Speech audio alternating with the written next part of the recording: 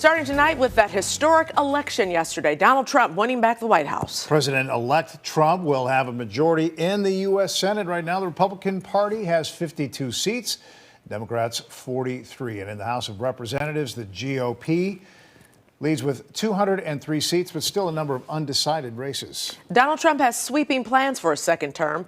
WGN's Dana Rebick joins us now with details on what he says he'll accomplish. Dana.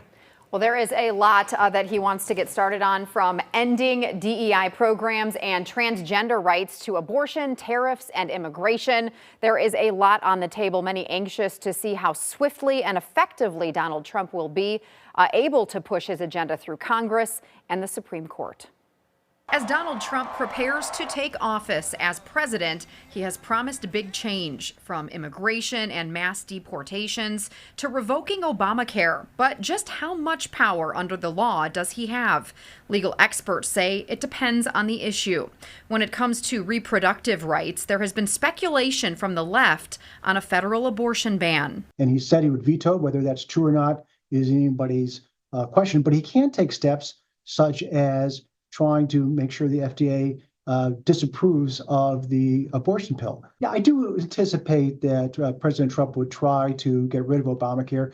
Symbolically, I think that sticks in his craw, but he can't do it unilaterally. He has to wait an enactment of Congress. If he has Republican support in both the House and Senate, also look for movement in the Supreme Court. Constitutional law professors expect conservative justices Clarence Thomas and Samuel Alito to be replaced.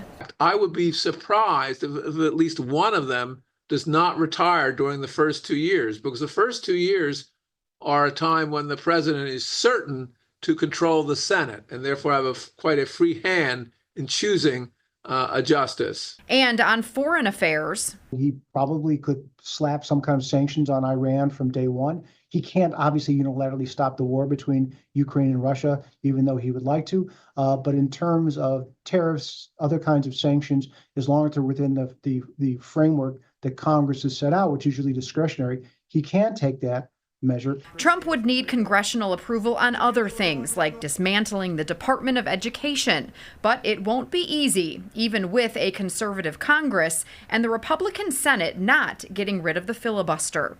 Means that actually very far-reaching changes, like eliminating a Department of Government, have to have at least some bipartisan buy-in. And I think the Democrats have enough seats in the Senate to prevent those kinds of radical changes. And I think that should be a comfort to people who are not happy with the result of yesterday's election. Trump has also talked about having more presidential power when it comes to the Federal Reserve and setting interest rates. Legal experts say that would also take a friendly Supreme Court. Congress sets the terms of the head of the Fed and say that he could fire Chairman Jerome Powell and test a Supreme Court case there. Powell was actually nominated by Trump in 2017 and then given a second term by Joe Biden, but he is supposed to be serving as head of the Fed until 2026. All right, Dana, thanks.